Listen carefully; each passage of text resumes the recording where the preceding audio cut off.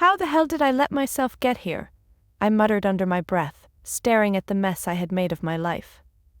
My name is Amelia, and this is the story of how I went from being a woman who played by the rules to someone who learned that breaking them might just be the only way to win. What you'll read might shock you. Trust me, it shocked me too. But you won't hear it from anyone else.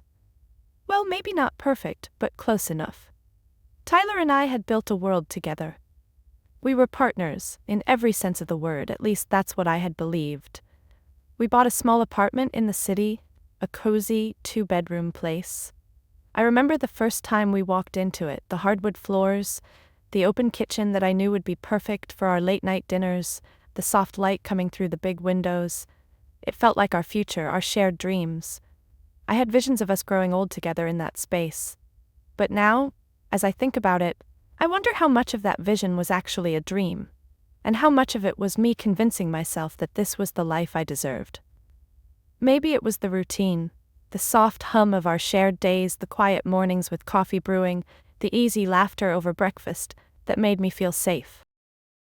Or maybe it was the belief that the work we put in would keep us grounded together forever. There was no reason to believe otherwise, was there? We'd built something tangible after all.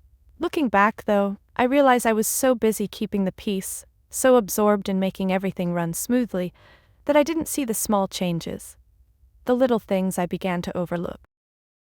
Tyler was becoming distant, and the silence that had crept into our conversations wasn't just about the words we didn't say. It was about the space that grew between us without either of us acknowledging it. It was so subtle at first. Tyler's late nights at the office, his distracted smiles when I asked him about the future. I shrugged it off. We were busy after all, both of us trying to carve out careers while maintaining a home. Who wouldn't feel that way? But there were days when I'd catch him staring off into space, and I'd wonder, what is he thinking? Those moments were few and far between, and when I asked him, he'd brush it off with a joke. Just thinking about work, babe. But something about the way he said it, with that forced chuckle, always left me with a nagging feeling, one I didn't know how to deal with. Maybe I was just being paranoid, or maybe I was too caught up in the rhythm of everyday life to notice. But my gut, that little voice inside me, told me there was more to the story. I remember the mornings, too. The ones when he'd wake up before me, as if he had something to hide, something that didn't involve me. And then there were the nights when he'd go to bed earlier than usual, leaving me sitting on the couch, wondering where he'd gone. But I said nothing. I didn't want to start a fight. Maybe I was too scared to confront the reality that something was wrong. What if I'm just overthinking? I tried to shake it off. Life goes on, right? I still went to work. We still had dinner together, and we still shared our small talks. But there was something eating at me, something that I couldn't ignore anymore. And I was too proud to admit it to anyone, even to myself. Little did I know that it would all come crashing down in an instant. The day started like any other. I was in the office, going through my meetings, exchanging pleasantries with colleagues, nodding along to the usual office banter. Everything felt normal. But in the back of my mind, I couldn't shake the strange sense of unease that had been creeping up on me lately. As I reached for my phone, I saw his name flash across the screen, Tyler. Normally I would have smiled, maybe even texted back with something lighthearted. But today, something felt different. I couldn't put my finger on it, but I knew it wasn't going to be a usual conversation. I stepped into the hallway, the phone pressed to my ear, a smile playing at my lips as I answered, "Hey Tyler, what's up?" But then, his voice, cold, almost smug, cut through the air, and in a moment, everything changed. "I'm divorcing you." The words hung in the air like a heavy weight pressing down on my chest, stealing the air from my lungs. The ground beneath me seemed to shift, and for a second, I couldn't breathe. "What?" was all I could manage. "I'm divorcing you," Tyler repeated, the words landing with finality. "I've already sold the apartment. You'll need to figure out where you're going to live. Enjoy that." His tone was almost triumphant, as if he had already won. My hand tightened around the phone. How could he be so calm? I was lost for a moment, my mind struggling to catch up with the gravity of what he was saying. Sold the apartment? The apartment we had worked so hard for? The apartment that was ours? My voice was steady when I asked, "You sold the apartment?" Yeah, he replied with a dry laugh. Nicole and I need the money for our new life. She deserves better than a tiny place like that anyway. Nicole. The name hit me like a punch in the gut. I'd suspected, of course, but to hear him say it like that, so casually, it felt like a betrayal in its purest form. My world seemed to fall apart in the span of those few moments. Tyler's words echoed in my mind like a distant, cruel laugh, reverberating through the empty spaces of the hallway. I've already sold the apartment. I couldn't seem to escape them, those words that painted a picture I wasn't ready to accept.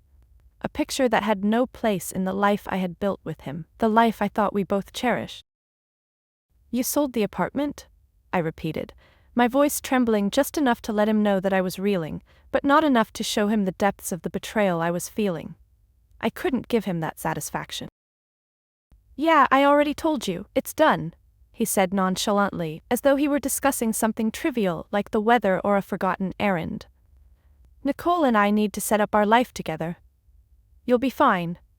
Just figure out where to go, enjoy that. His words stung more than I could have ever imagined. Nicole, the woman who had slowly taken over everything, who had slipped into our life without me even noticing.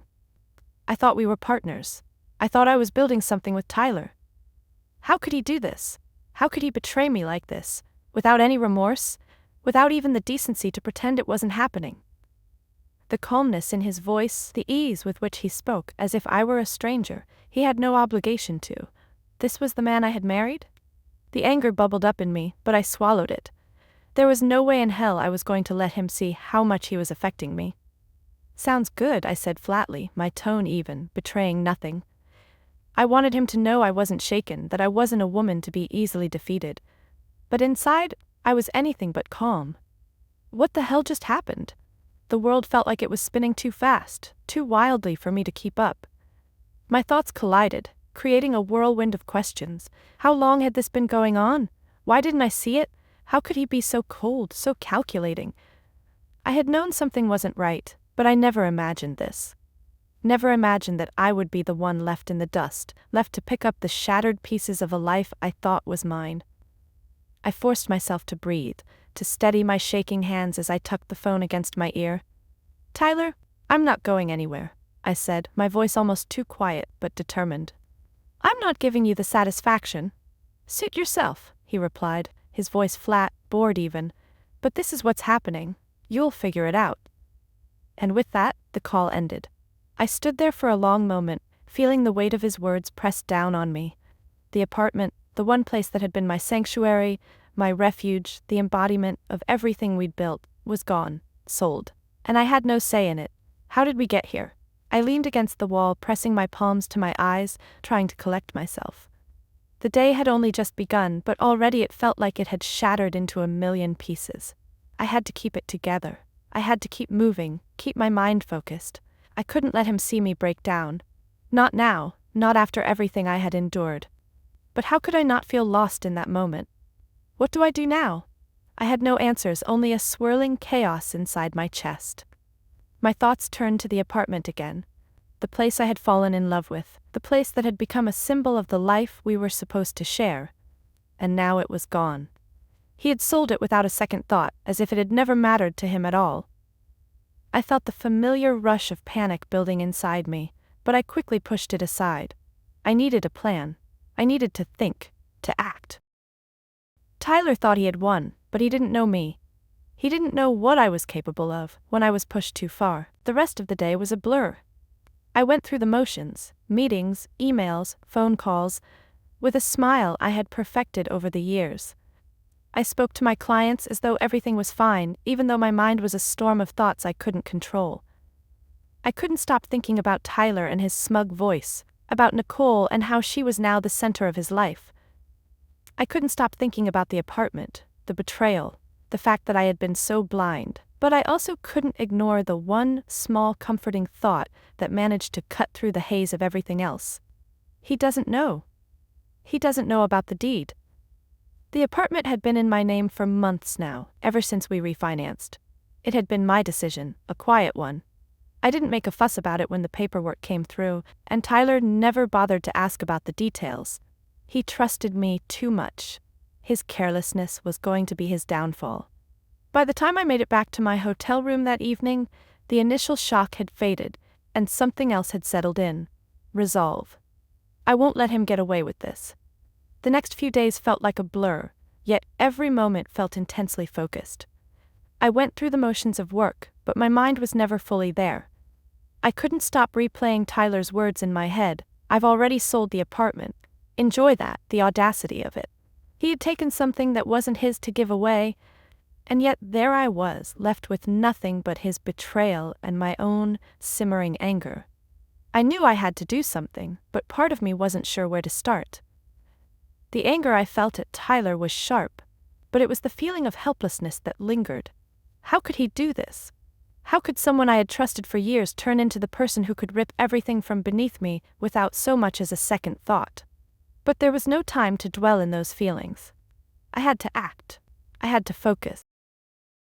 The first thing I did was call Chloe. Chloe was more than just my lawyer. She was a friend. We'd been through thick and thin together, and I knew that if anyone could help me navigate this mess, it was her. I told her everything. The phone call, the apartment, Tyler's smug tone. She listened patiently, not interrupting, only speaking when I had finished, but I could hear the disbelief in her voice. "He did what?" she asked, incredulous. "Amelia, does he even realize what he's done?" I could hear the gears in her mind clicking into place, her legal expertise kicking in. "He thinks the sale is valid, doesn't he?" "He does," I said, feeling a mix of exhaustion and determination. "He thinks it's already done, but I'm not going to let him get away with it." There was a long pause before Chloe spoke again. "Well, he's in for a rude awakening. The sale isn't valid unless you sign off on it. You own that apartment, Amelia. It's in your name. You have every right to stop this." I could feel my heart settle a little, the knot in my chest loosening just a fraction. He doesn't know, I thought again. He doesn't know I'm already one step ahead. Chloe walked me through the next steps. First, we'd notify the buyer that the sale was illegal and that the apartment wasn't Tyler's to sell. Then, we'd send a formal letter to Tyler outlining the consequences of his actions. If he tried anything further, we'd go straight to court. My pulse quickened as the plan took shape in my mind. This wasn't just about the apartment. It was about making sure Tyler knew that he couldn't take what wasn't his, that I wasn't as powerless as he thought. When I hung up the phone with Chloe, I felt a strange kind of calm settle over me. For the first time in days, I wasn't just reacting to what Tyler had done, I was taking control. This fight wasn't going to be easy, but I wasn't going to back down. I'd put up with too much over the years to let him walk away unscathed. I spent the rest of that evening drafting emails, making phone calls, putting the pieces together. The legalities of it all were overwhelming at first, but Chloe was there every step of the way, guiding me through the mess Tyler had left behind. I didn't know what Tyler thought was going to happen. Did he think I'd just roll over and accept his betrayal? Did he think I was too naive, too willing to keep the peace? I had been, once, but not anymore. As the days went on, I could feel the pressure of the situation mounting.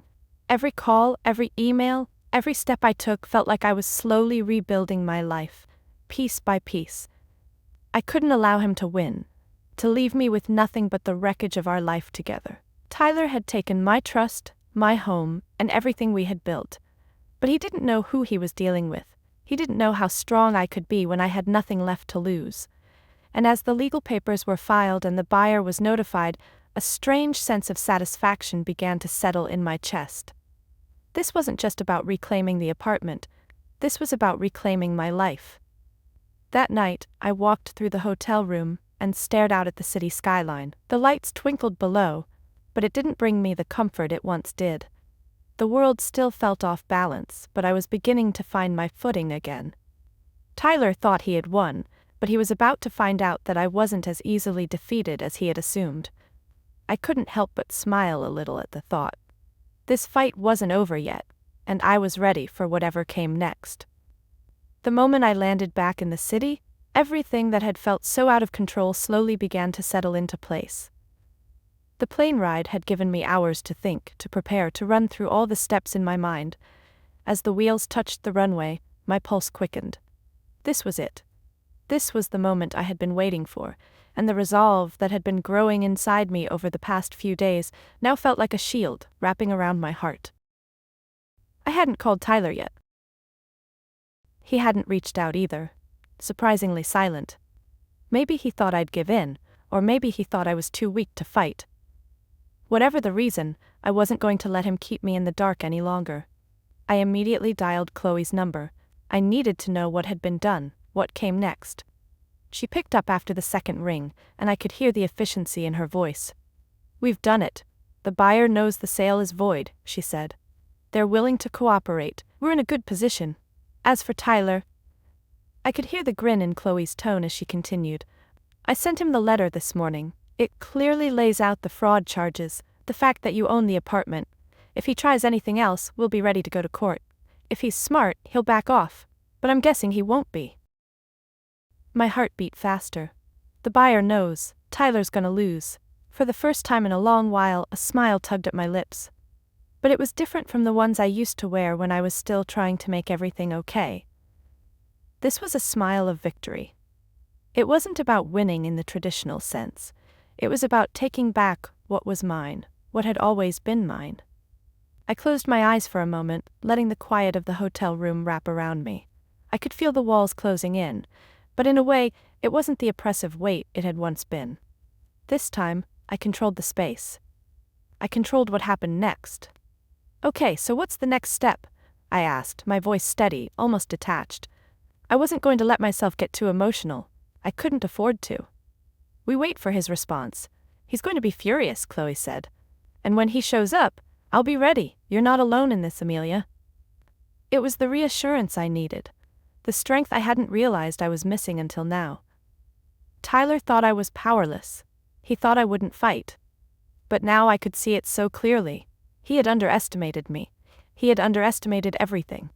I arrived at the apartment later that evening, the quiet pressing in on me as soon as I stepped through the door.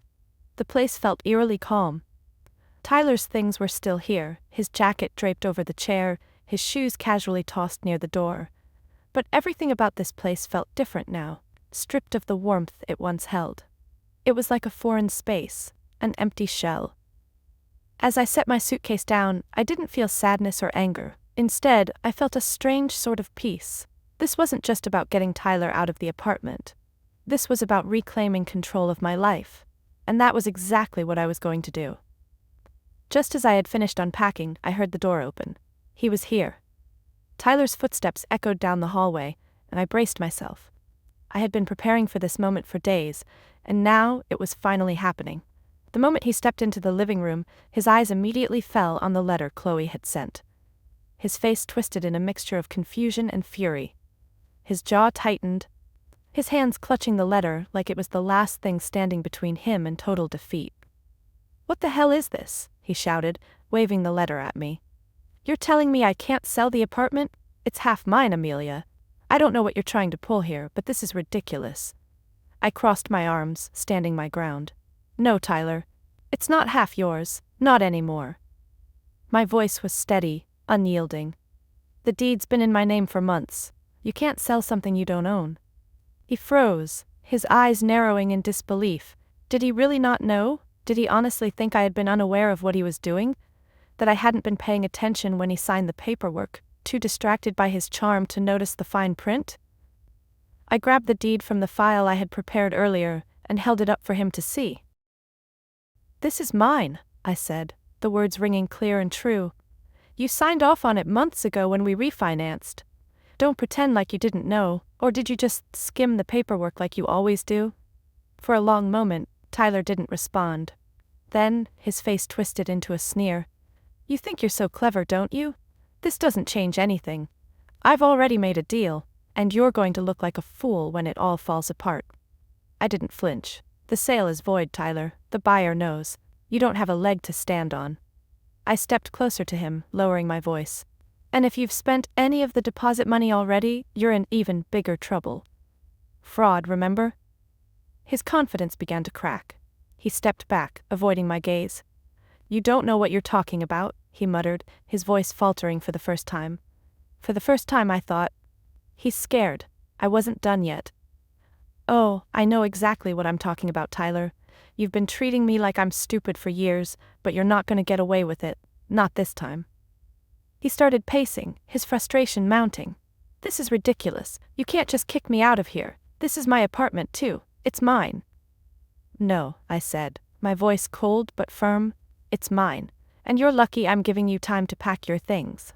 Tyler's face flushed with rage as he realized that his bluff had been called.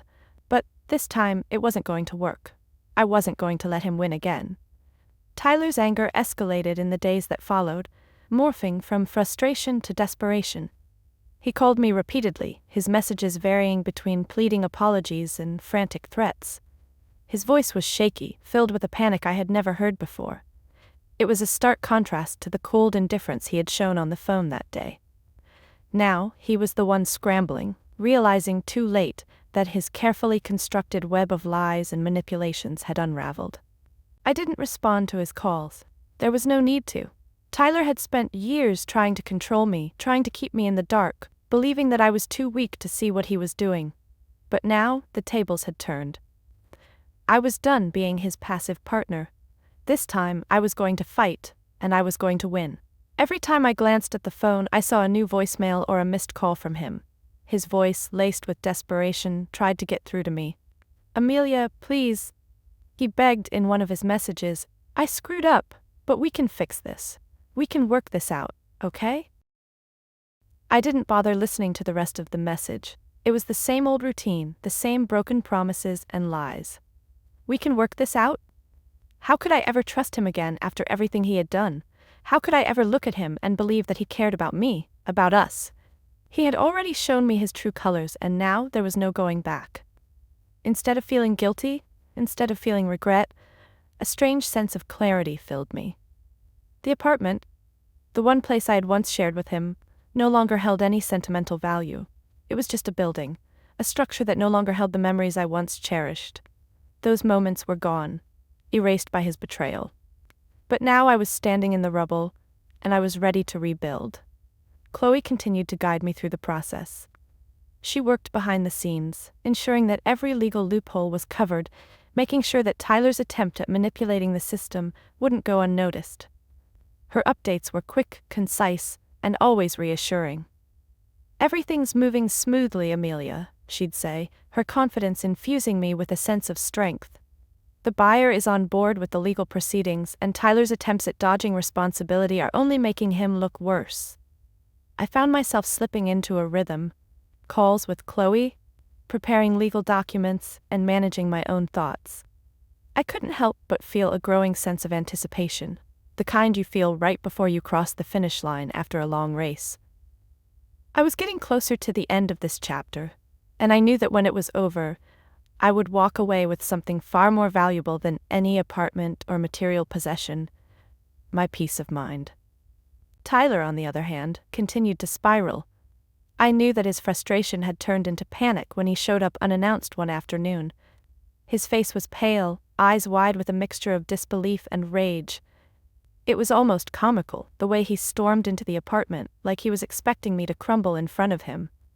"Amelia," he snapped, his voice tight with frustration, "you can't do this. You can't just take everything from me. I made a mistake, but I still have rights here." His words barely registered. I didn't care about his rights. I cared about what he had taken from me, the years I had spent believing in him, the trust I had given him, and now I cared about reclaiming my life. "You have no rights here, Tyler," I said quietly, my voice steady, unwavering. "Not anymore. I gave you plenty of chances to fix things, to make things right, but you chose this. You chose to betray me." His face twisted in anger, and for a moment, I thought he might shout at me again, threaten me the way he had on the phone. But instead, his shoulders slumped in defeat, and he sank down onto the couch, burying his face in his hands. "I don't know what to do anymore," he muttered, his voice muffled by his hands. "I thought I could handle everything, but now, I don't know what's left." I stood in front of him, watching the man who had once been my partner, and for the first time in years, I didn't feel any sympathy. I didn't feel guilty for standing my ground. Instead, I felt relief. Relief that I wasn't the person I used to be, the woman who tolerated his lies and his coldness, who bent to his will because I was too afraid to stand up for myself. "I'm done with this," I said simply. "You had your chance, Tyler. Now you can face the consequences." His silence spoke volumes. There was nothing more he could say to me. A few days later, the divorce papers were ready. Chloe had ensured that everything was in order. The paperwork was clear. Tyler had no leverage, no hold over me anymore. It was over. The final blow came when I filed the papers. Tyler didn't even fight it. He knew he had no ground to stand on. The moment he signed those papers, the weight that had been holding me down for so long lifted. The legal battle was won. The apartment was mine. But more importantly, I was free. The finality of it all hit me when I stood in the middle of the apartment, looking around at what had once been our shared space. The silence in the room felt deafening. But it wasn't the same silence that had haunted me when Tyler was still here. This silence was mine. This silence was peaceful. The apartment was no longer a symbol of what we had lost. It was a symbol of what I had regained. It was a space for me, a place I had fought for and won. I was no longer living in the shadow of a man who had tried to control me. I was living for myself now. And that, in itself, was the greatest victory of all. The final days of the ordeal passed in a whirlwind of paperwork, final meetings with Chloe, and endless phone calls to wrap up the last of the loose ends. But as the process drew to a close, something shifted within me. The apartment was finally mine, the divorce papers signed, and Tyler, though still a presence in my life in some small way, no longer had any power over me. He had been a shadow in my world, but now that shadow was fading into the distance. I stood in the middle of the apartment, taking a long, steady breath, letting the silence wash over me. For the first time in months, the apartment felt like my home again. It wasn't just the walls or the furniture or the space, it was the peace that had returned with the finality of everything I had fought for. I no longer had to walk on eggshells, worried about Tyler's unpredictable moods or his cold detachment. I no longer had to endure the constant uncertainty about his commitment to our life together. That life had ended, and in its place, I had a new beginning. But it wasn't just about reclaiming the apartment or even the life I had lost. It was about reclaiming myself. I realized that for years, I had allowed myself to shrink. I had allowed Tyler to take up space in my life without ever considering my own needs, my own dreams. I had become so wrapped up in the idea of us that I had forgotten what it meant to truly live for me, to think for myself, to trust myself.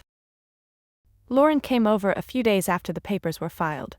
She had been my rock throughout this entire process, a constant source of support and encouragement.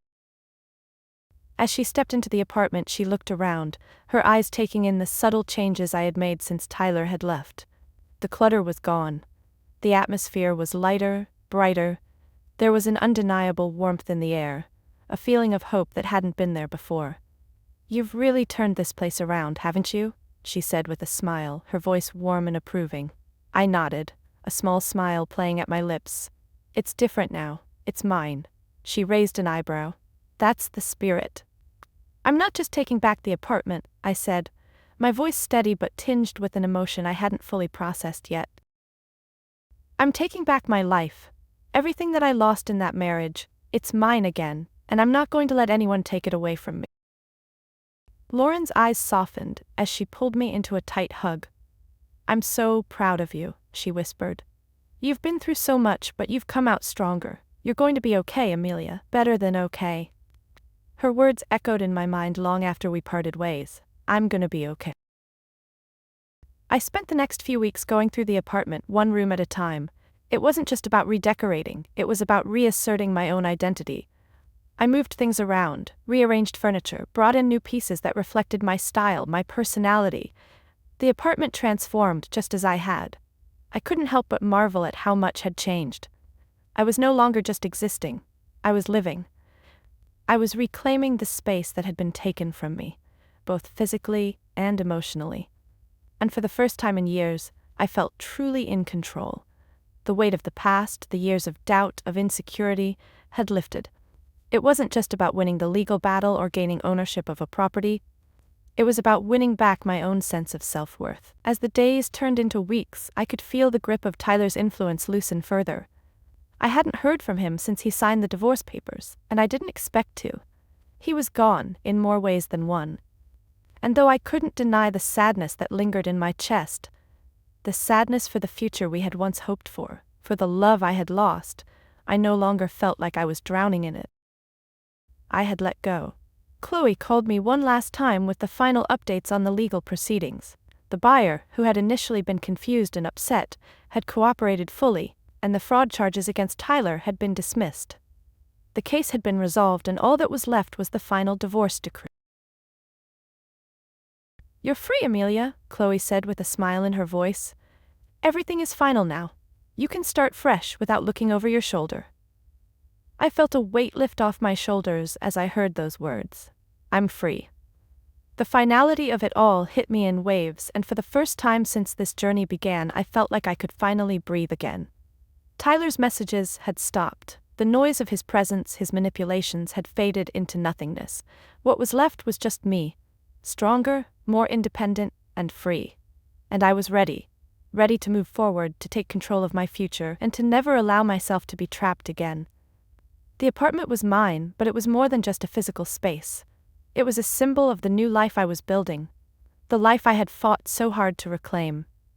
With each passing day, I knew that I was no longer defined by my past, by the mistakes I had made, or the betrayal I had endured. I was defined by the strength I had found in myself. And that strength, I realized, would carry me through whatever came next. The story wasn't over. It was just beginning. The weeks following the finalization of my divorce were quiet but filled with small victories that began to add up, one after the other. There was a calmness that settled over me, a peace that felt unfamiliar but more welcome with each passing day. For the first time in a long time, I wasn't holding my breath, wondering what the next bombshell would be. I was no longer living in the shadow of someone else's expectations or mistakes. It felt almost surreal, walking through the apartment every day, knowing that it was mine now, not just legally, but in every other sense. Every room, every piece of furniture, every detail felt like a small act of reclamation. And as I sat on the couch in the evenings, sipping tea and watching the city lights twinkle through the window, I found myself reflecting, not just on what had happened, but on who I had become. How did I get here? I had spent so many years telling myself that I didn't deserve better, that I had to put up with things because I loved him, because we were a team, because that's what you do in a marriage. But in the end, I had been the one carrying all the weight. I had been the one who believed, despite the cracks in our foundation, that we could make it work. I had been the one who kept pushing forward, who tried to hold on to something that was already slipping away. It wasn't until Tyler's betrayal, his audacity to think he could control everything, to take what wasn't his to take, that I finally woke up. That moment, that phone call, was my wake-up call. The day he told me he was divorcing me was the day I realized that I had been living my life for someone else. I had been bending, compromising, trying to fit into a mold that wasn't meant for me. And in the process, I had forgotten who I was. But now, I was finally starting to remember. I thought about all the moments I had let pass by, all the times I had told myself that things would get better if I just waited, if I just did more. I had put so much of myself into making the marriage work, into making Tyler happy, into keeping the peace. And in doing so, I had lost sight of the person I was before him. The person I had been before I ever allowed someone else's expectations to define me. What do I want now? I wasn't sure yet. I didn't have all the answers, but for the first time in my life, I didn't feel like I needed them. The future felt open, unwritten, and that was enough. I thought about the strength I had found in the process, how I had learned to stand up for myself, to assert my boundaries, to trust my instincts.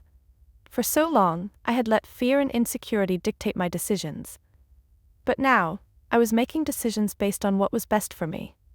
And I wasn't afraid of the future anymore. I was taking control of my own story, not waiting for someone else to write it for me. In some ways, it felt like I had been reborn. I wasn't the same person who had walked into that marriage all those years ago, but in the best way possible, I had grown. I had learned to trust myself, to see my worth, and to recognize that I didn't have to settle for less than I deserved. I smiled softly to myself as I looked around the apartment. The walls, which had once felt like a cage, now felt like a canvas. There was a freedom here, a lightness, a sense of possibility. I wasn't just moving on, I was moving forward, and that made all the difference. There were days when the memories of my marriage still lingered. Those moments of happiness we had once shared, the times when I had thought we were building something lasting. But those memories were no longer painful. They were simply a part of my story, and I had made peace with them. The real transformation had happened inside of me. The woman who had once been afraid to speak up, afraid to stand her ground, was gone. In her place was someone who knew her worth, who wasn't afraid to take up space, who wasn't afraid to fight for what she deserved. And with that, a quiet sense of pride washed over me, not pride in the legal battle I had won, but pride in myself, in the person I had become. I had faced the hardest moment of my life, and I had come out stronger. I realized that life, like this apartment, was a space I could create, a space I could shape into something that reflected who I was and who I wanted to be. I wasn't defined by my past, by the mistakes I had made, or by the way others had treated me. I was defined by how I moved forward, by the strength I had found in the process. And as I looked out at the city from my apartment, a soft smile touched my lips. I didn't need to know exactly what the future held. I knew this. Whatever came next, I was ready for it. For the first time, I truly felt free. And that was all I needed to know. As the weeks passed, the silence that had once been oppressive in the apartment began to feel more like a peaceful retreat. The weight of Tyler's presence, of his carelessness and betrayal, had evaporated. It was no longer his space, his home, it was mine. And though I never wanted to admit it before, I found a strange kind of comfort in being alone. There was no more walking on eggshells, no more wondering when the next argument would come, or what I had done wrong this time. Each morning when I woke up, there was no one to hide behind, no one to apologize for, no one to soothe. There was just me. And for the first time in a long time, I realized that I could be okay with just me. Lauren came over a few more times after the divorce was finalized, helping me with some final touches around the apartment, always with her infectious energy and positivity. Her friendship had been an anchor for me throughout the process, a reminder that I was not alone, even when I felt like I was. "Look at you," Lauren said one afternoon as she walked through the living room, admiring the changes. "You've done more than just redecorate. This is a reflection of who you are now." I smiled, feeling a deep sense of pride. The apartment had transformed, yes, but it wasn't just the furniture or the layout that had changed. It was everything. Every corner, every piece of decor was a testament to the strength I had discovered within myself. Each change represented a small victory, an affirmation that I was taking control of my life again. "Yeah," I said, my voice soft but filled with confidence. "It feels like it's finally mine, doesn't it?" Lauren nodded, giving me a look that said everything I needed to hear. "Absolutely," she said, placing a hand on my shoulder. "And so are you. This isn't just about the apartment, Amelia. This is about you." I had spent so long letting my identity be tied to someone else's, Tyler's to be precise. I had allowed my happiness to depend on a man who couldn't appreciate what we had, a man who chose to tear down everything we had built. But now, standing in my own space, I could see it clearly. I wasn't defined by my marriage to him. I was defined by my own actions, my strength, my resilience, and for the first time in a long time, I was truly proud of who I had become. The next few months passed in a peaceful, steady rhythm. I focused on my work, rebuilding the parts of my life that had been neglected for so long. I traveled when I could, rediscovered old hobbies, and found myself enjoying the things that had once brought me joy. It wasn't about filling the void left by Tyler anymore. It was about rediscovering the things that made me happy when I wasn't trying to make someone else happy. I did a lot of reflecting during that time. I thought about the woman I was before Tyler, the one who had dreams of her own and a fire inside her that she had long since extinguished. I thought about how I had allowed myself to be silenced, to be controlled, to believe that I wasn't enough unless I could meet someone else's expectations. But now, I could see it. I was enough. I always had been. The day Tyler finally contacted me again was unexpected. He sent me a short message, something that seemed more like an afterthought than a real apology. He wanted to talk. He said he had made a mistake, and that he regretted how things had ended. I stared at the message for a while before I deleted it, the finality of that decision washing over me. I didn't need closure from him. The closure had already come.